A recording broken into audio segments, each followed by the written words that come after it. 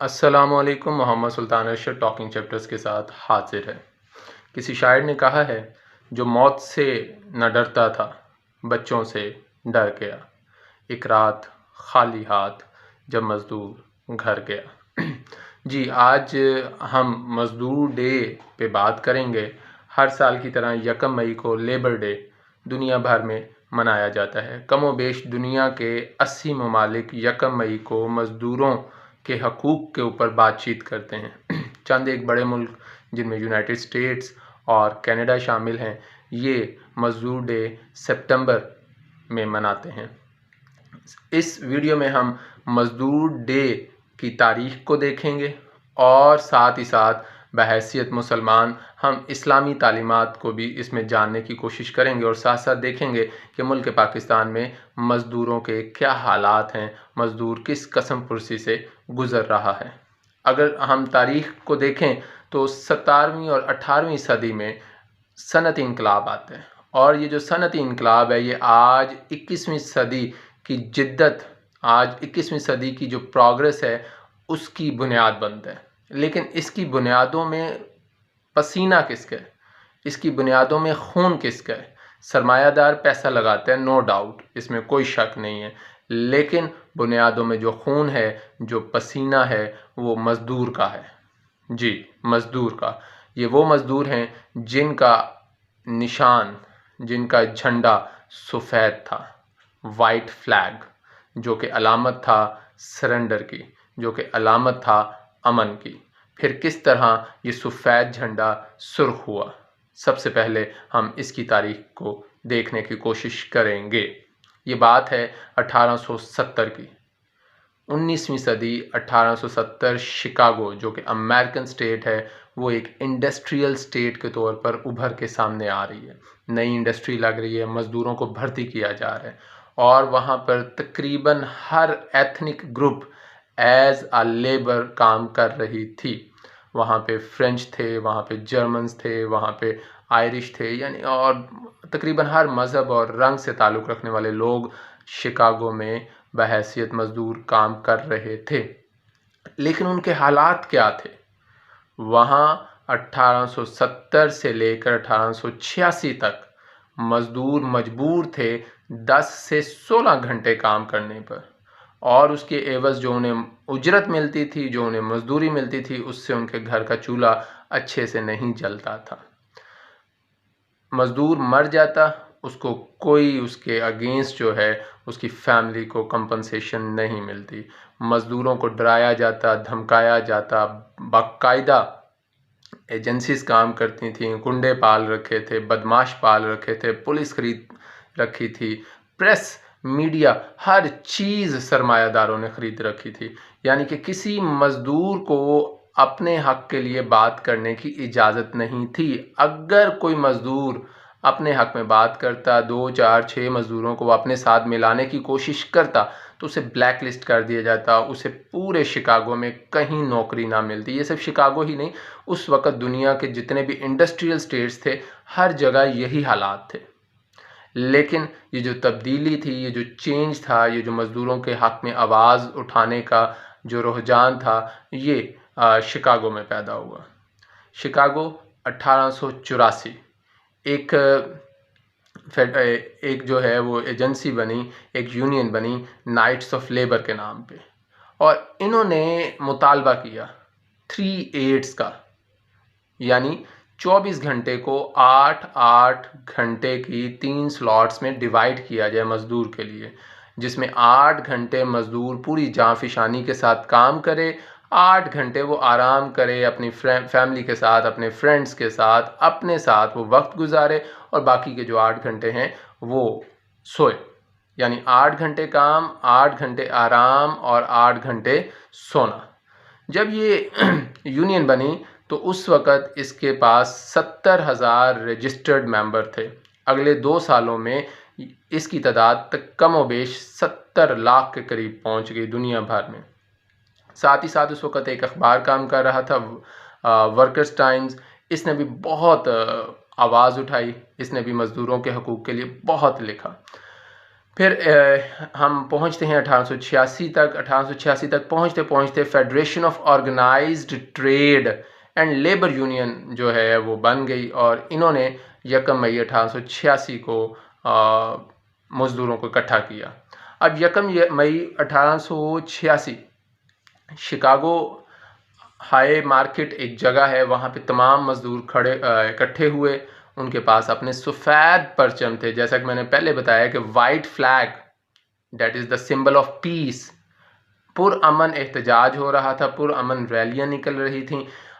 جیسے ہی 4 مئی آتا ہے اور شام کو تمام کارکن، تمام مزدور طبقہ جو ہے اس مارکیٹ میں اکٹھا ہوتا ہے، وہاں پہ پولیس آتی ہے. پولیس وہ جس کو پہلے ہی سرمایہ دار خرید چکا تھا.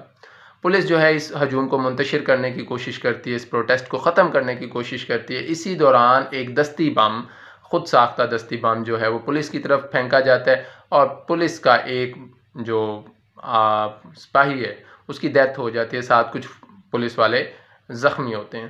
اس کے رد عمل میں پولیس نے بے تحاشا فائر کھولے، اور اس دن کتنے وہاں مزدور کل ہوئے اس کی کسی کے پاس کوئی مصدقہ رپورٹ نہیں ہے. اینی ویز اس وقت ہو رہی تھی بارش اور بہت پانی کھڑا تھا.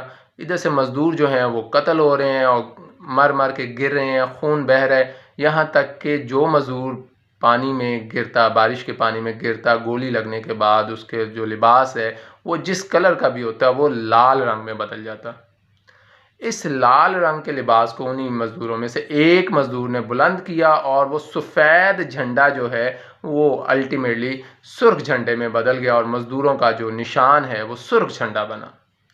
اینی ویز اس چیز کو دنیا بھر نے کنسیڈر کیا، اور پھر وقت کے ساتھ ساتھ اگلی صدی 19ویں جب ہم صدی میں آتے ہیں، 19ویں سے 20ویں صدی میں جب ہم آتے ہیں، تو تقریباً اگلے 20-25 سالوں میں دنیا بھر کے ملکوں میں جتنی بھی سیاستدان تھے، جو بھی ٹریڈ یونین کو چلانے والے تھے، جو بھی ٹریڈ کو چلانے والے سرمایہ دار تھے، انہوں نے اس چیز کو کنسیڈر کیا، اور الٹیمیٹلی مزدور کو 8 ہفتے کی مزدوری پہ جو ہے وہ رکھا گیا، معذرت کے ساتھ 8 گھنٹے کی مزدوری پر.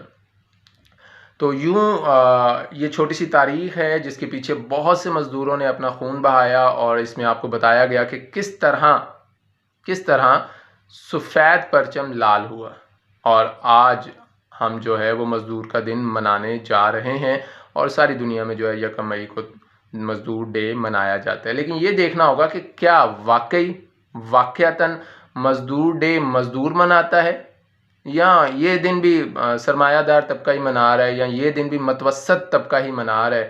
تو اس میں کوئی شک کی بات نہیں ہے. جیسے کہ شاعر کہتا ہے اس کے نام پر چھٹی ہوگی. کس کے نام پہ جی؟ مزدور کے نام پہ. جی کل مزدور ڈے ہے، مزدور کے نام پہ چھٹی ہے. اس کے نام پر چھٹی ہوگی، خود وہ کام پر جائے گا. اس کے نام پر چھٹی ہوگی، خود وہ کام پر جائے گا. میرے دیش میں کل مزدور ڈے منایا جائے گا. تو یہ مزدور ڈے ہے جی. اگر ہم پاکستان میں دیکھیں تو مزدوروں کے حالات کچھ مناسب نہیں ہیں.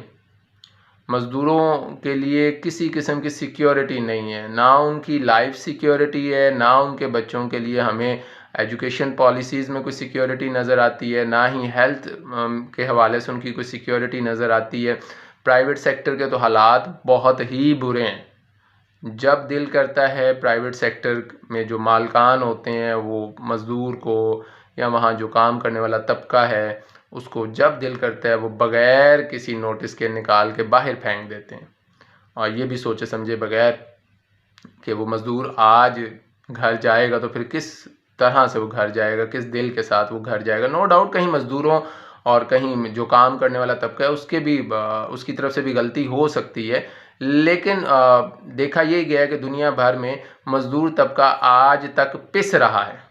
اگر ہم پاکستان کی بات کریں تو پاکستان میں ابھی بھی جو مزدور کی تنخواہ ہے وہ 18 سے 25 ہزار پر منتھ کے درمیان ہے، اور اگر ہم کاسٹ نکالیں ایک میاں بیوی اور ان کے ساتھ 2 بچے تو 25 ہزار میں کسی صورت کچن نہیں چلتا. کچن چلانا ہے، گھر کا کرایہ دینا ہے، یوٹیلیٹی بیلز ہیں، پھر بیماری ہے، خوشی ہے، غمی ہے. 25 ہزار میں وہ مزدور جو صبح تقریباً 7 بجے مزدوری پہ آ جاتا ہے اور شام 5-6 بجے اسے سخت ترین مزدوری لی جاتی ہے، گرمی سردی میں، رمضان میں، ہر طرح کے حالات میں اس 25,000 کی مزدوری کے ساتھ وہ مزدور کسی صورت بھی اپنا گھر نہیں چلا پاتا۔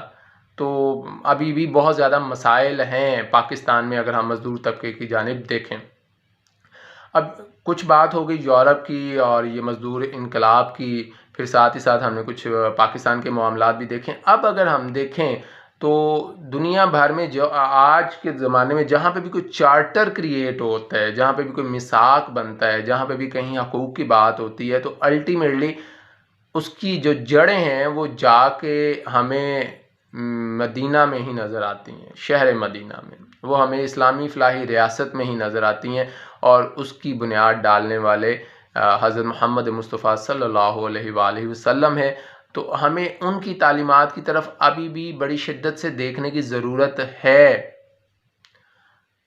میرے اور آپ کے آقا دو جہاں حضرت محمد مصطفیٰ صلی اللہ علیہ وآلہ وسلم جب اس زمانے میں تشریف لائے تھے تو اس وقت غلام رکھنے کا رواج تھا، باندیاں رکھنے کا رواج تھا، یعنی کہ جو سلیوری تھی وہ عام تھی دنیا بھر میں۔ یورپ میں تو ابھی 18ویں صدی تک سلیوری رہی ہے، اسلام نے تو آج سے 1400 سال پہلے سلیوری کو بالکل ختم کر دیا تھا۔ 18ویں 19ویں صدی میں آ کے کچھ لاز بنے یورپ میں تو سلیوری کو جو ہے وہ ختم کیا گیا۔ تو یہ جو غلام اور باندی کا کنسیپٹ ہے، یہ ایک عام ملازم، ایک عام مزدور سے بڑا ہی مختلف ہے۔ تو اسلام نے آ کے جہاں پہ غلام اور باندیوں کے کنسیپٹ کو وقت کے ساتھ ختم کیا، وہیں بہت زیادہ حقوق جو ہیں ان کو دیے، جیسے کہ ان کے بہت ہی حقوق اور ضابطے ہیں۔ یہاں تک کہا جاتا ہے کہ آپ جو کھا رہے ہیں اس میں ان کو شریک کریں، آپ جو پہن رہے ہیں اس میں ان کو شریک کریں، اور ان کی خوشی غمی میں آپ شریک ہوں۔ حضرت محمد مصطفیٰ صلی اللہ علیہ وآلہ وسلم کے ایک صحابی نے آپ سرکار صلی اللہ علیہ وآلہ وسلم سے پوچھا، یا رسول اللہ صلی اللہ علیہ وآلہ وسلم، میں اپنے خادم کو کتنا معاف کروں؟ آپ نے خاموشی اختیار رکھی۔ پھر یہی سوال ہوا، اے اللہ کے رسول حضرت محمد مصطفیٰ صلی اللہ علیہ وآلہ وسلم، میں اپنے خادم کو کتنا معاف کروں؟ اس پہ بھی آپ نے خاموشی اختیار کی۔ تیسری دفعہ جب آپ کے اس صحابی نے یہی سوال کیا تو آپ نے فرمایا ایک دن میں 70 مرتبہ۔ اب یہ 70 سے مراد کثرت سے معاف کرو، زیادہ معاف کرو، کوشش کرو کہ اس کی طرف سے ہونے والی کسی کوتاہی پہ صرف نظر کرو۔ یعنی اسلام اس قدر جو ہے وہ مزدوروں کے حقوق، غلاموں کے حقوق، باندیوں کے حقوق، آپ کے گھر میں کام کرنے والے جتنے بھی لوگ ہیں آپ کے ساتھ، جو آپ کے سب آرڈینیٹس ہیں، آپ کے دفاتر میں، آپ کی دکان میں، آپ کے بازار میں، آپ کی مارکیٹ میں، آپ کی فیکٹری میں، ان کے لیے اسلام کہتا ہے کہ آپ صرف نظر کریں جہاں تک ہو سکتا ہے۔ Try to be elastic towards your subordinates, جو آپ کے سب آرڈینیٹس ہیں، جو آپ کے زیر نگیں ہیں، ان کے ساتھ آپ نرمی کا سلوک کریں۔ ٹھیک ہے جی۔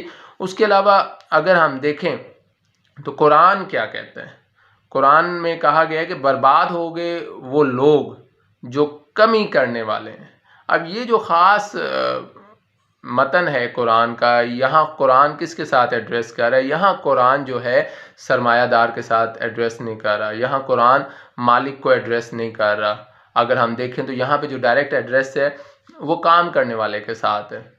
پہلی بات یہاں پہ مزدور کے ساتھ ہے۔ بعض اوقات مزدور بھی جو ہے ڈنڈی مار جاتے ہیں، کام پہ وقت پہ جو ہے وہ کام پہ نہیں آتے، اگر وقت پہ آتے ہیں کام پورا نہیں کرتے، مالکوں کو تنگ کرتے ہیں، تو یہاں پہ ان کے لیے بھی ہے کہ وہ ڈنڈی نہ ماریں، ورنہ وہ بھی جواب دہ ہوں گے۔ اور دوسری طرف اگر اس کو ہم مالکوں کے ساتھ جوڑیں تو مالکوں کو بھی چاہیے کہ پہلے سے طے کر لیں مزدور کی اجرت، اور پھر اس کی اجرت میں ڈنڈی نہ ماریں۔ اس کے ساتھ ساتھ اگر میں اپنے آقا دو جہاں حضرت محمد مصطفیٰ صلی اللہ علیہ وآلہ وسلم کی پاک ہستی کی طرف دیکھوں تو دنیا سے جاتے وقت آپ کی زبان پر وہ کون سی نصیحت تھی؟ آپ کی زبان پہ وہ کون سی بات تھی جو مسلمانوں کے لیے تھی؟ اور وہ بات یہ تھی کہ نماز قائم کرو، نماز نہیں چھوڑنی۔ اور جو دوسری بات آپ سرکار صلی اللہ علیہ وسلم نے کی جاتے وقت وہ یہ تھا کہ اپنے ماتحتوں کے معاملے میں اللہ پاک سے ڈرو۔ یہ آخری میسیج ہے، اپنے ماتحتوں کے معاملے میں اللہ سے ڈرو۔ تو اسی نوٹ پہ کہ اللہ پاک ہم سب کو مزدوروں کے حقوق پورے کرنے کی توفیق عطا کرے، اور ساتھ ہی ساتھ اگر آپ کے زیر نگین کوئی ماتحت ہے تو آپ اس کا خیال رکھیں۔ یہاں جاتے جاتے میں ایک چھوٹا سا انسیڈنٹ آپ لوگوں کے ساتھ شیئر کر جاؤں۔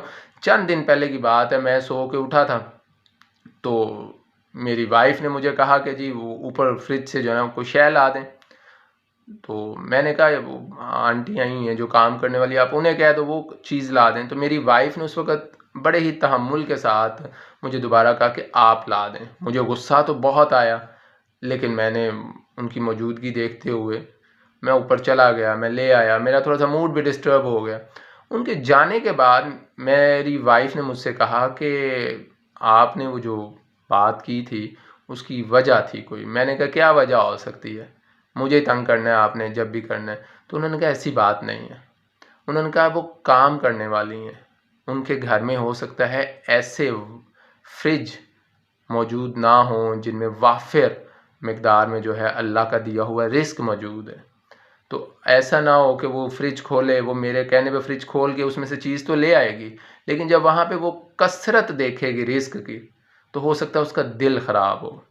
اور یہ بات جب میری وائف نے کی تو that was a great lesson for me, کہ ہم چھوٹی چھوٹی باتوں، چھوٹے چھوٹے کاموں سے بھی اپنے سب آرڈینیٹس یا اپنے ساتھ کام کرنے والے جو ہمارا مزدور طبقہ ہے یا جو ہمارے گھروں میں کام کرنے آتے ہیں، ہم ان کے دل خراب نہ کریں، ان کی اس چیز کا بھی خیال رکھیں۔ تو اللہ پاک ہر اس شخص کو اجر دے جو واقعی کوشش کرتا ہے مزدوروں کے حقوق پہ کام کرنے کی، یا جو مزدوروں کے حقوق اپنے تئیں پورے کرنے کی کوشش کرتا ہے۔ اور دوسری جانب مزدوروں کو بھی چاہیے کہ وہ ڈنڈی نہ ماریں۔ اللہ پاک مالک اور مزدور دونوں کو جو ہے وہ اپنے وسیع خزانوں سے خوب نوازے۔ آئندہ کے لیے اجازت دیں، انشاءاللہ جلد آپ لوگوں سے پھر ملاقات ہوگی۔ اللہ حافظ۔